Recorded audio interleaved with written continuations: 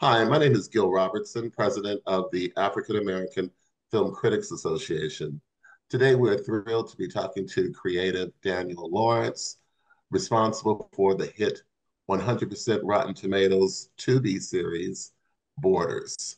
We're going to kick things off by introducing you to the African members who are on the call today, starting with Carolyn Hines in Toronto, Canada, Kim Singleton in New York, Jill Monroe in Los Angeles, Dana Abercrombie in New York, New York, DJ Chris Styles in Cleveland, Ohio, Michael Sewell in Washington, D.C., and of course, Chris Johnson in Raleigh, North Carolina, Mr. Al McGee in South Florida. I'm going to let you guys do what you do so well, and I'll see you on the other side. We have high standards at St. Gilbert's. We expect every new pupil to uphold them. And with that in mind, I want you all to make sure that our new students are made to feel right at home. Let them know you belong. Is that going to stop them from staring? If they stare, stare back. Hi, how you doing? Gorgeous weather we're having. Hi, I'm Mabel. You guys must be these scholarships. Is it your first time boarding? If you needed anything, I'm really happy to help. This place I got be fire.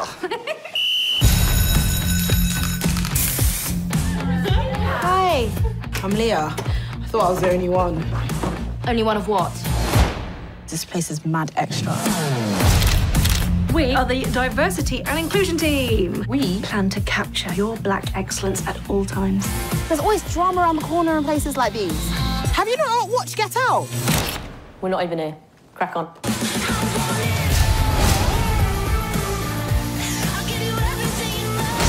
These posh boys drink vodka like water.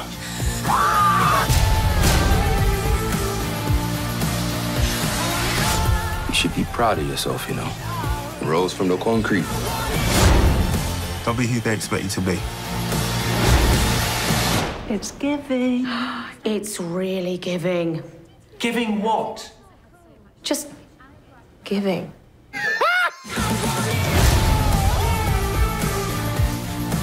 Hi. How you doing? Gorgeous weather we're having, isn't it? RSVP with Jill Monroe. Hi, Daniel. So I love the setting of the series that it takes place in a boarding school because it's so insular. Can you talk about why you decided to place it there and how that played into the development of the story and the themes you brought out? Yeah, sure. So the whole premise, the whole show was based on an article that I read, which is about 5 young Black boys who were given scholarships to a private school in Rugby, which is out in the sticks in the UK. And when I read the article, it really resonated with me because it was very similar to my own experience. I didn't go to boarding school or anything like that, but the university I went to, I left South London, which is a quite deprived area, and I went to a university in Surrey, which was very white, very middle class, very otherworldly. And a lot of the things that they spoke about in the article really resonated with me, and so it felt like the perfect place to tell a brilliant fish out of water story, but one that I could connect to.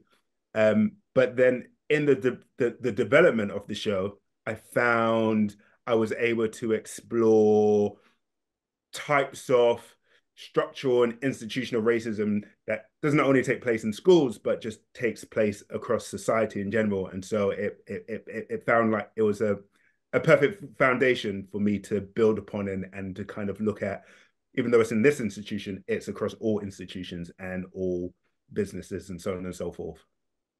Hi, Kim Singleton out of New York City, Consider It Blacklit podcast and television show. And I absolutely love these series. I'm in love with all the Black students. But one of my favorites is Toby. He is smart. He seems to be well-read. He masters the languages, but he also still has this childhood mischief that is just so adorable. My question is that pattern after anybody you know, or what went into the development of this character? It's funny, whenever I speak to people, everyone says that they've got a piece of Toby in them. And I think it's, I think we've all had that sense of like, we've all had to like hustle in some way, shape, or form. We've all had experiences of like persevering and pushing through no matter what the barriers that come up against you. And so I think there's something about Toby which we all love and resonates with us. It's partly because it's part of us, but we also love the way that he perseveres through everything. And it's something that, being black and white spaces, you want to push through and you want to retain yourself as much as possible. And I think Toby's a great example of that. So I think the reason why it connects with people is A, it's a part of us, and B, it's the part of us that we love. As Black people, we love to persevere, we love to push through. Thank you. Great job. Hi, Karen. For Here's What Happened in Karen Talks podcast YouTube channel. Thank you so much for joining us today. So I'm kind of going off of Kim's question about Toby. He's fascinating to me because he's a polyglot, and he is a polyglot, and like he not only speaks in like European languages like the German and French, but he also speaks in Mandarin and Japanese. We get to hear him flex a bit in Japanese, and me having taken courses in Japanese, I thought that was interesting. But I want to talk about the use of language overall in the show with regards to the Black characters, because I see them all as polyglots because they have to code switch, not just between like their traditional traditional English, but also the way they speak to each other as young people, the way they have to speak to the young white cast and the older cast, but also between their natural dialects and native languages. Because like, for instance, there's Femi who speaks in Nigerian with his parents, and when he's in distress, he switches automatically to Nigerian to like really, probably Yoruba to really talk about how frustrated he is. But I want to talk about structuring language in this show, because I think it's very interesting that all of Black kids are in a sense polyglots. They know how they've mastered communication with different people in different ways, like Leah knows how to like really talk to men, but she also knows how to talk to the girls, so talk about that. Yeah, I mean, I suppose it's like, I think that is, I mean, first of all, talking about Toby and him being a polyglot, I think it's because him coming from London is such a mix of people, and I think it, in some ways, I kind of wanted to reflect that. So in the opening scenes where you see him speaking a bit of Farsi, these are a lot of languages that we do here every day, and so he is just has a natural ability of absorbing a lot of these things, and I say a natural ability, but also he puts in the time and he puts in the work. So I kind of wanted to speak to a lot of that. And then in terms of all the characters, yeah, you're right, as in like we all learn how to code switch. Do you know what I mean? And it's interesting what you say about Leah speaking to the men and speaking to the women.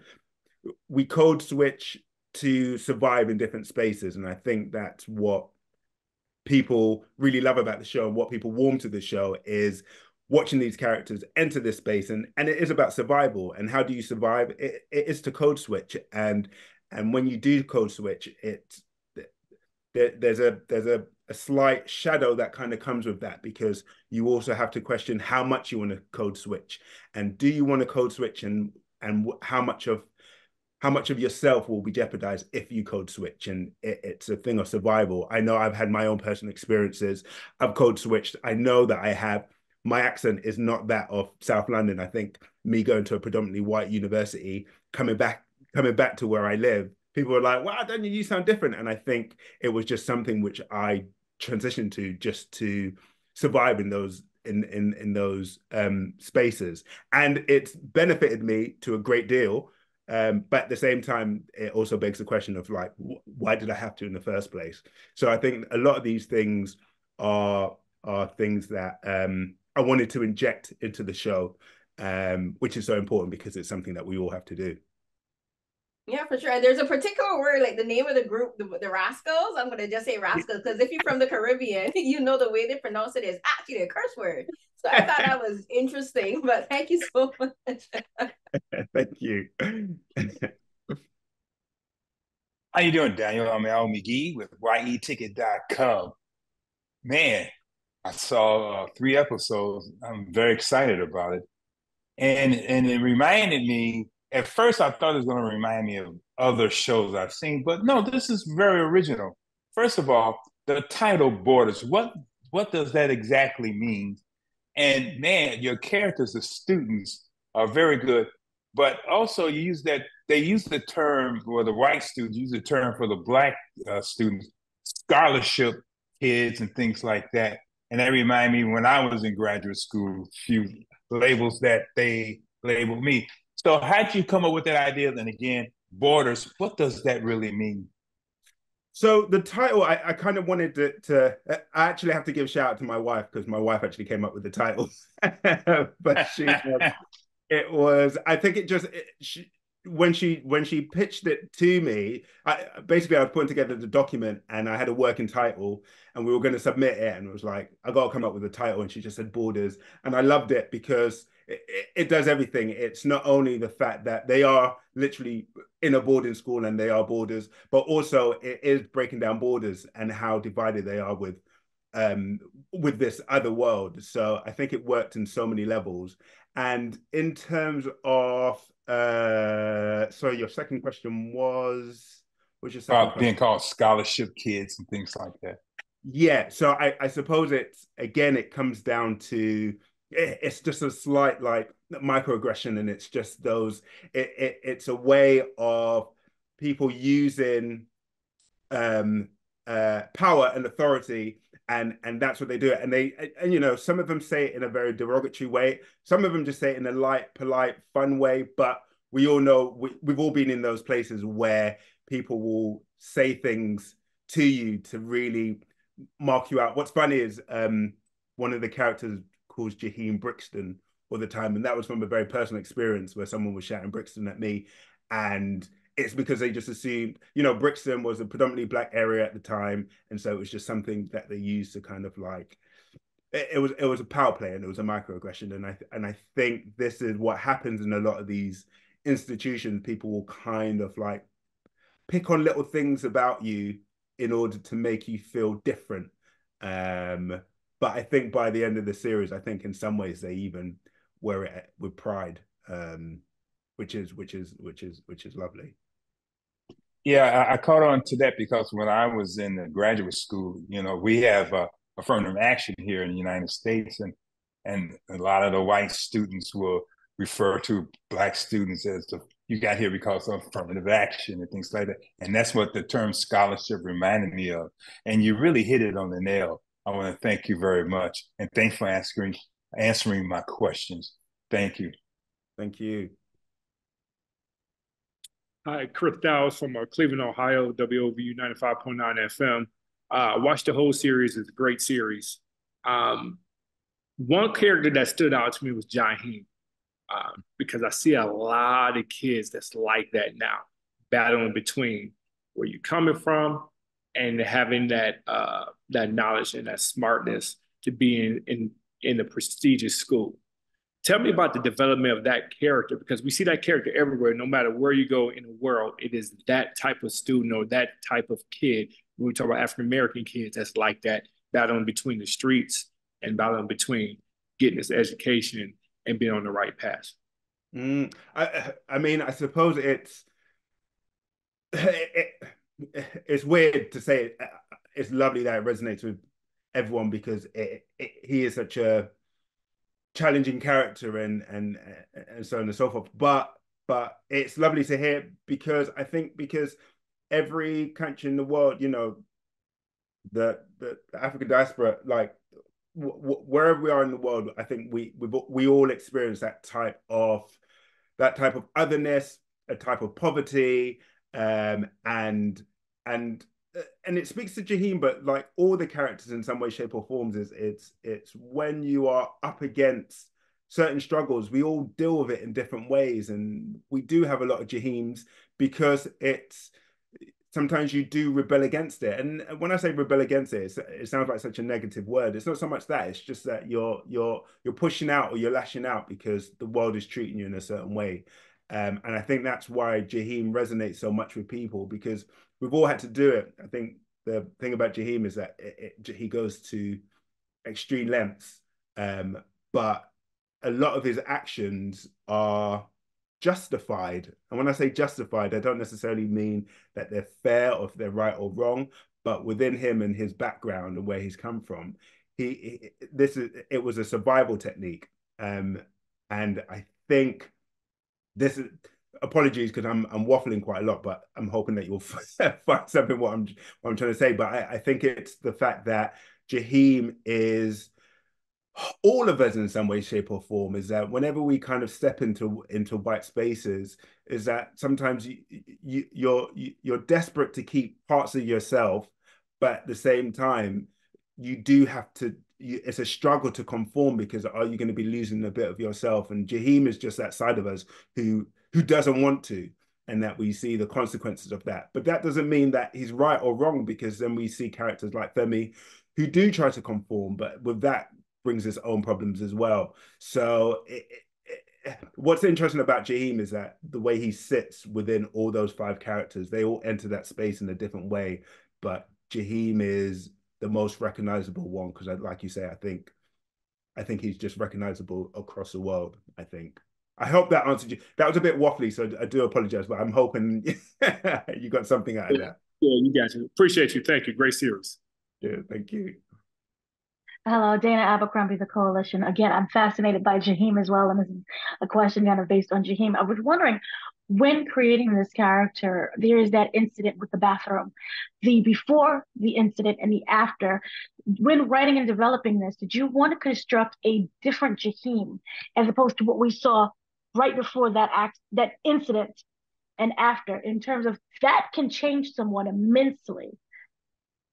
I mean, yeah, I mean, it was something that we spoke about a lot in the writers' room because it is such a hideous attack, and it's heartbreaking to a certain degree. And so we really struggled, and even hearing the responses from people, because a lot of people were like, I'm definitely getting kicked out. You know, if anything ever happened like that to me, I'm definitely getting kicked out. And so it was a real balancing act to stay true to Jaheim, but also to put him in a situation in which he just responds a little bit different to it. And even though, you know, not to ruin it, but you know, when you watch the series, he does act in a certain way, but I think he also learns a lot from it.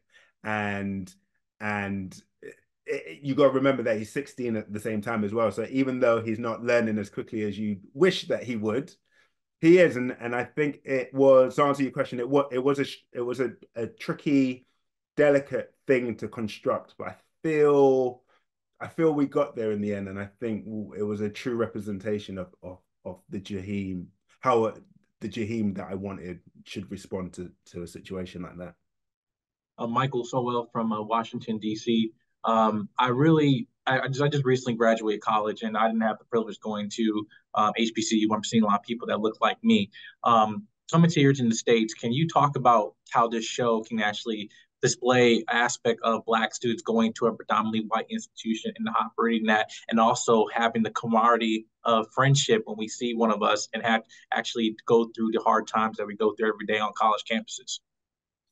Yeah, I mean, it's a hard one. I mean, in some ways, I in the show I try not to give answers to anything. I think I kind of give like five distinct ways in which these characters enter this space, and I think in some ways none of them are right and none of them are wrong, and I think it's because that is life. Do you know what I mean? When we enter these spaces, there's no right or wrong answers. I think what I'm hoping that the show will do is for a younger generation to kind of go is that there is no right or wrong answers, and that there will be, you know, the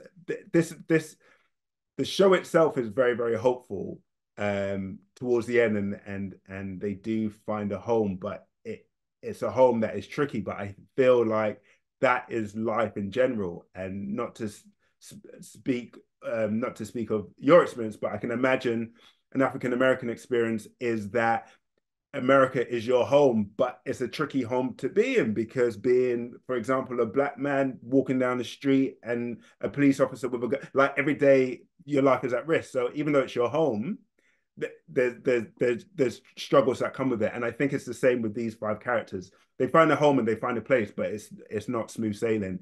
And I think I just wanted to show is that there are no right or wrong answers. Even, you know, Femi gets a lot of slack because of the things he does, but it's the way he survives. That's not me trying to justify it.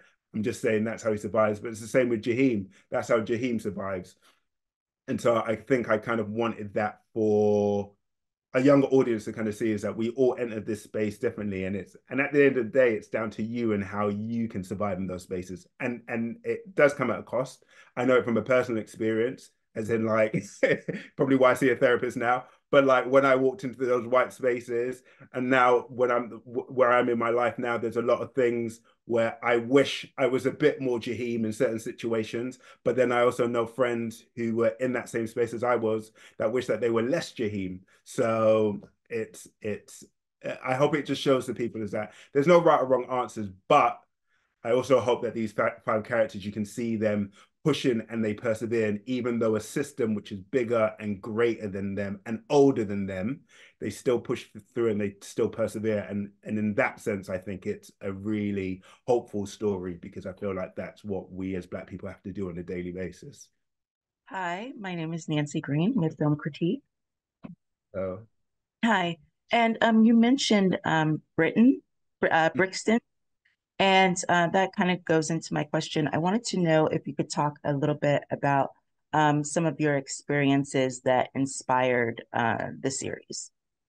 Yeah, sure. I suppose, I mean, it would definitely have to be my experience going to university and then entering this industry into the TV industry in general. And I think the reason why it's impacted me the most is because I remember when I was younger, there was types of racism that I experienced, but it was a type of racism which was someone shouting at me down the street or someone shouting at me from the van, which is a type of racism which is horrible, but I can deal with because you're not part of my world. It's fleeting. My body may be in danger, but luckily it's fleeting. Whereas when I got to university and in my industry, it had more of an effect on me because I had to be in these spaces long term, and it was spaces that I wanted to develop in. And it was spaces in which my experiences wasn't being acknowledged by other people, particularly white people. And so those experiences is what I put into this show. You know, there's a few characters in the show where you can kind of go out and out, you're a bad person. But as a general rule, I wanted to show that a lot of those players in the show itself, they are not necessarily, what is institutional racism is that sometimes they don't even realize what they're doing. It's the institution themselves, and it's the institution that is serving them. So why on earth would they change it? And I think those personal experiences in my life, which I definitely felt at university and in my career, even until now, are the things that I wanted to put into it to kind of show it's like racism isn't always active. I'm going to call you a word that you dislike. Racism is you benefiting from a system that doesn't work for me and you being unwilling to change it.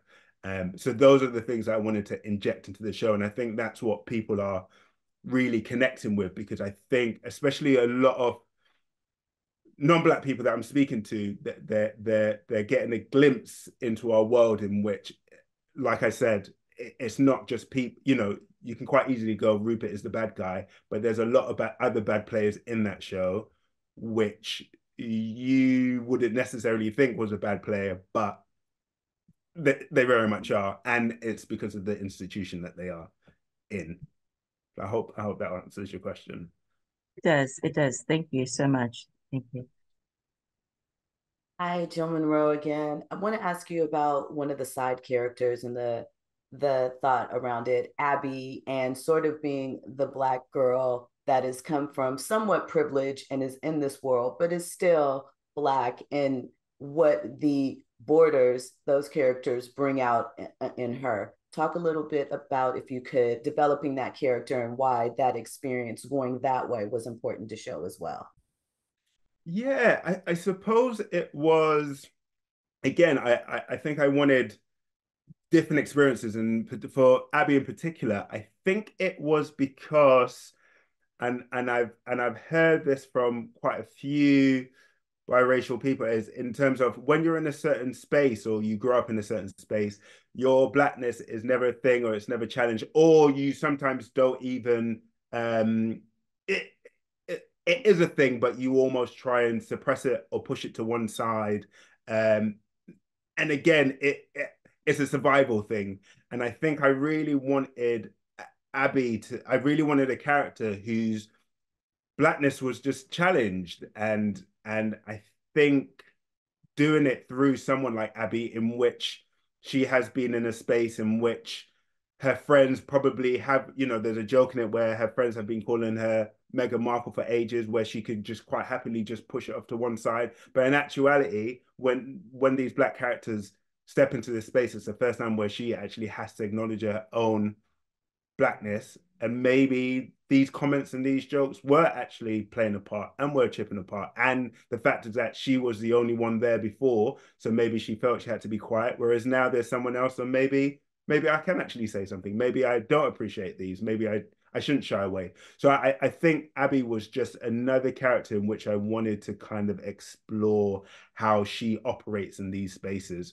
And for her, it was, she doesn't have as much backstory as the other characters, but if you were to go into it, it would be the fact is that she's never had to acknowledge that side of her before, whereas now it's very much in her face. And if anything, she wants to acknowledge it and she wants to hold people accountable. Thank you. Hi, Kim Singleton again.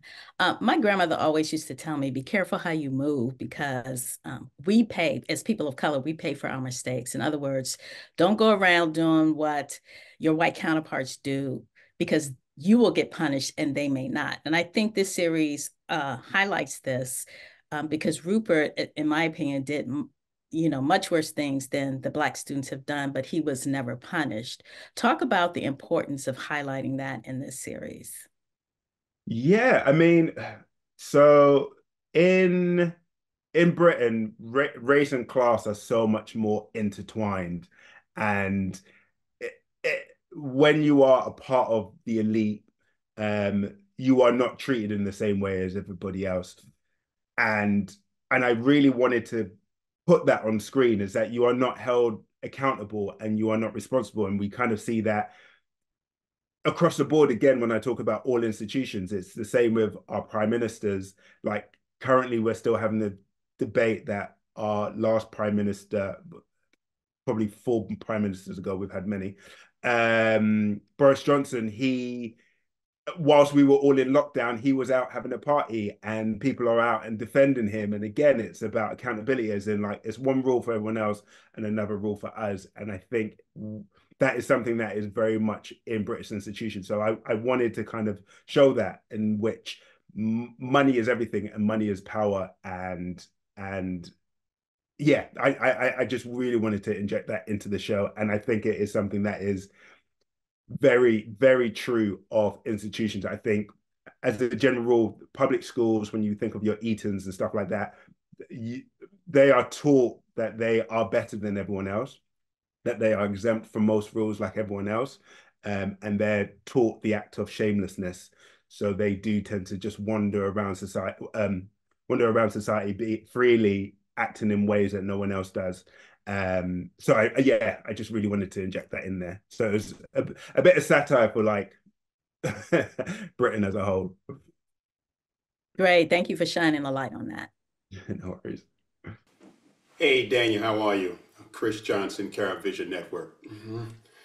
A question for you. Enjoyed the series. As both a writer and a director of Borders, how do you ensure that your vision is translated effectively from script to screen?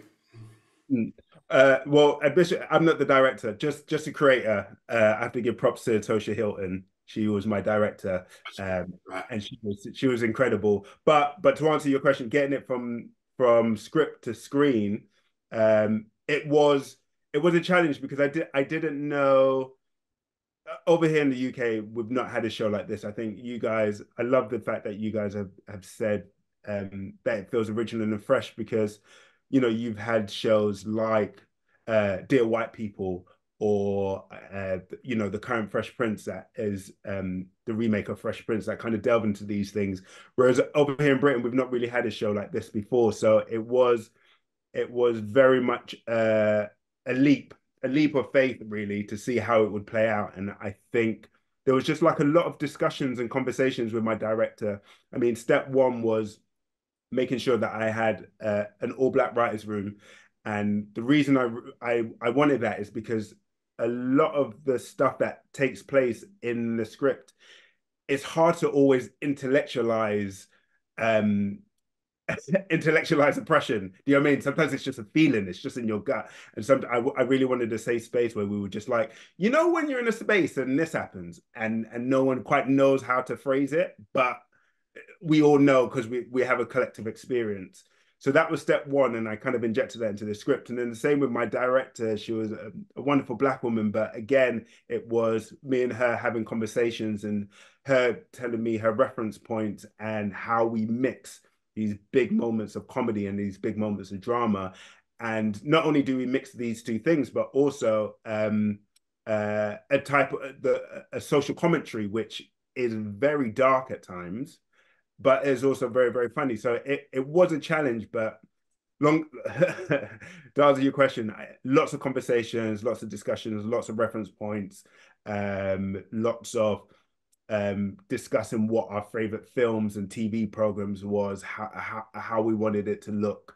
So yeah, so it was a combination of conversations and talks and yeah, all of that stuff. That's great. Thanks, Daniel. No worries. Hi, Daniel. I'm Carolyn again. So my question is, I want to talk a bit more about Leah because she's interesting because while she may be the second Black girl at the school, she's the only dark-skinned one because Abby is biracial and she's light-skinned.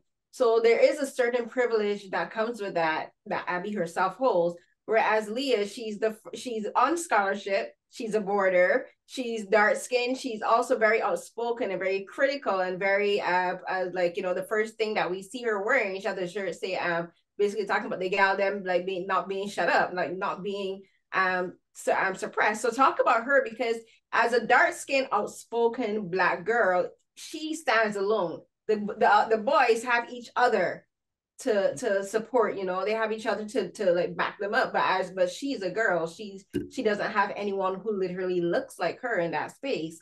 And she sets herself apart immediately by challenging the painting, where she's the one who points out, do we not see the problem of how we're like placed in front of this painting with the Black servant sitting there, like he's one of us.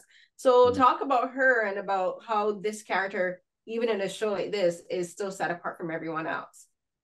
Yeah, I mean, funny enough, Leah was I love Leah because she's someone that resonates a lot with people, but she was a hard person to write. And I think it's because all the things that make Leah make her so wonderful also is what people want to criticize. It's like, why is the one Black dark-skinned girl loud and da-da-da-da? But I think the beauty of Leah is because, you know, for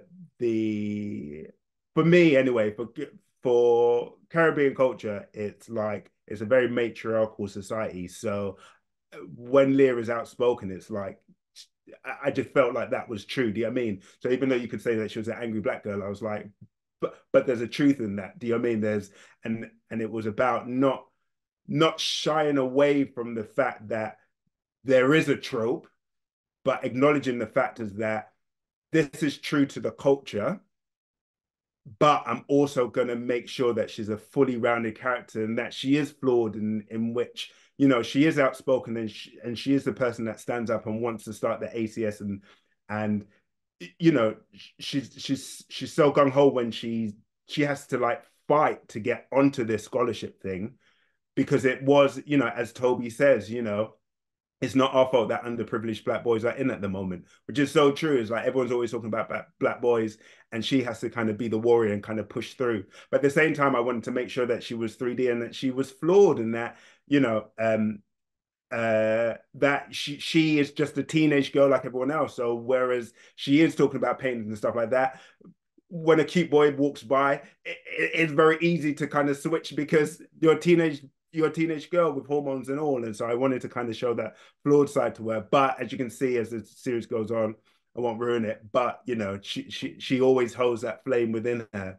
But yeah, she was a difficult character to put together because there was so much weight on her shoulders as the only dark-skinned black girl. But I think we achieved it, and Jodie Campbell, who plays Leah, played it to perfection because she was able to show that fierce, raw side. She was also able to show that gentle side, yeah, she was just to make her like fully formed, and so I think in the end, I think we got there. Yeah, I didn't see her as a trope because, like, coming from the Caribbean, she is Caribbean women. That's like, even as teenagers, that's how we are, you know. Like, if you're they kind of take on the matronly role, even in like children around their own age. So like that, she's very true to herself. And I imagine that's how her mother, if you ever get to see meet her mother, or her father, or her grandmother, that's how they're gonna be. So I didn't see her as a trope. I just saw her as like as a reflection of like me. I'm like, she's me. She's like my sister, my cousin, my aunt. You know, like. And I'm so glad because I think that's what we were aiming for. And I think, you know, whenever we did get pushback and it's like, why is she the one who's like telling people to not have fun? And it's like, no, it's not that she's not telling people to have fun. It's that there are consequences to our actions because we are the only black people here. Yeah. And she is taking on that role. She's not killing anyone's fun. She is just the one who sees the world as it really is. So I'm glad that kind of resonated with you. Yeah, thank you. No, she's a gal though, but thank you so much. Thank you. Hello, Daniel. This is Al McGee again. Oh, I like that conversation about the actress Jodie Campbell's character, but I want to go to the business part. You're on Tubi here in the United States. How was that process of selling this program to different networks? Did you go to different networks, or was this a forbid from different networks, or Tubi just said, hey, we'll take it right now? How was that process of selling it and then getting it to the United States? Oh, that's a good question. I wish I knew that. I knew that side of the business. Unfortunately, I don't. However, what I do know is that I met the president of Tubi, and he was telling me about what the platform was and the ambitions for the platform and why it was such a good home, which really resonated with me because he was just talking about what was great about Borders. And I think it was something that, sorry, I can't remember who mentioned it earlier, but everyone has a Jaheim. It's true, as in, like, he said that this show could quite easily be set in Detroit, you know, someone from Detroit going to one of these schools. And I think when he was talking about that and the audiences that Tubi had, it seemed like the perfect home. I don't know the ins and outs of where it was pitched elsewhere. I just know my conversation with Tubi, and so it felt like a perfect home. Oh, well, that's great. And that you knew that it was a perfect place to put it. And I have Tubi, and I watch some shows on Tubi, and I'm glad it's on Tubi. Thank you very much, Daniel. And again, much success to you for this great program, Borders. Thank you. Hey, it's Chris again. It's a character that I'm real fascinated about because there's a scene in there where the headmaster was talking to a parent, Carol. I think that's the character, Carol. And when they were talking, she was talking about the students, and she had a Black Lives Matter sticker on her car while she's saying, watch out for these kids. Like, tell me about that scene right there and why that was shown in there. Because I don't know if a lot of people caught it, but I caught that. I was like, hold up. Tell me a little bit about that. It's funny. Someone else asked me that same question, and they asked me, it must have taken you so long to come up with that, because he said it was really clever. And what's odd is that I didn't even overthink it, and I think it's because it's true, as in like there's so many, you know, when the Black Lives Matter movement first kicked off, there was a lot of black squares on all these social media platforms, and there was a lot of people with BLM stickers, but they didn't necessarily mean it. It's just that everyone else had it. Do you know what I mean? And so I think that's kind of what I wanted to show in that, is that in her mind, Black lives do matter. They just don't matter in the spaces where me and my children are, and not if it's going to put me and my children at a disadvantage. So I think that's what I was kind of leaning into, where it's a lot of people who think that they are down for the cause, but in actuality, if it affects them, they're not really. It's a bit like that woman in the park, you know, where she started screaming, calling the police on the guy who was a bird watcher, and then we later found out that she was giving money to the NAACP and all of those kind of things. It sits in that very same vein, where people are, they want progress for Black people, but not when it affects them personally.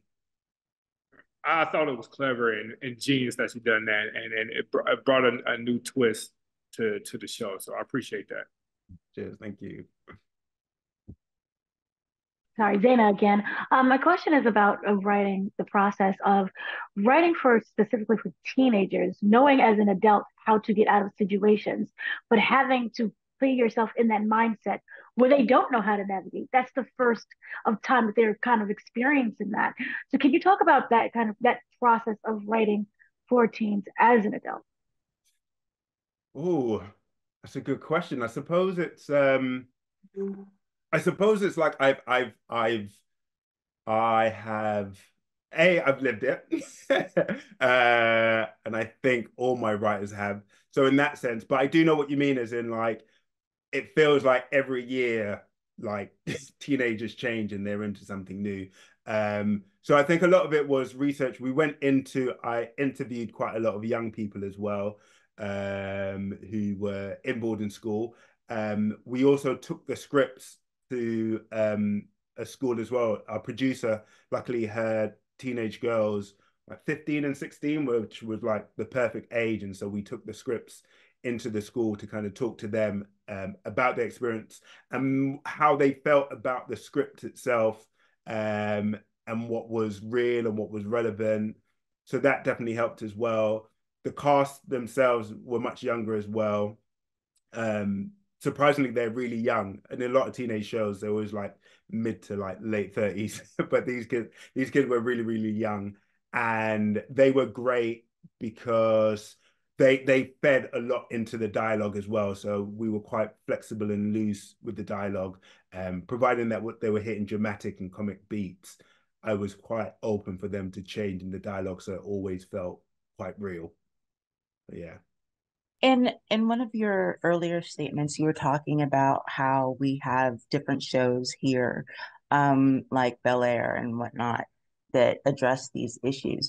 One of the things that has been going on here, though, is there's been a lot of pushback on shows like this where they're, thankfully not Bel-Air, but other shows have been canceled, kind of out of the blue. Any shows dealing with topics like this or that have large Black casts. And I wanted to know if you experienced any sort of pushback in England with this sort of thing, where people are, you know, kind of saying, oh, we don't need to see this. We don't, you know, why are you blaming this? Blah, blah, blah, that sort of thing. Funny enough, there is one of our like most prominent like Black entertainers, Lenny Henry. He gave a speech not too long ago, probably a few years ago, but he was just talking about how a lot of Black shows never make it past the second series. And so we have felt that. And on my first TV show as well, I definitely felt that, you know, after we did the first series, we were BAFTA nominated. Before we went into the second series, they just didn't quite publicize it as much. And so the numbers were quite low, and gave them an excuse to cut it, even though it was a much better series than the first one. So it is happening quite a lot. In terms of pushback, in terms of subject matter, I've not experienced any for this show. I think it feels like people are making more of a concerted effort to make a change, but I'm still on series 1, so I don't know what the future holds. I like to hope that there's a change. The people that I'm working with have been really, really great and really, really supportive. But I think we'll know. I think we'll know when this gets to series 3 and 4 whether if people were really behind it. And I like to think that we will get that far because, you know, the foundation is really, really strong. You know, we're getting such a great response. The reviews have been great. Everyone loves the performances in the shows. So there's no reason why it shouldn't be on series 3 and 4. If you don't see season 3 and 4, then the answer to your question is answered.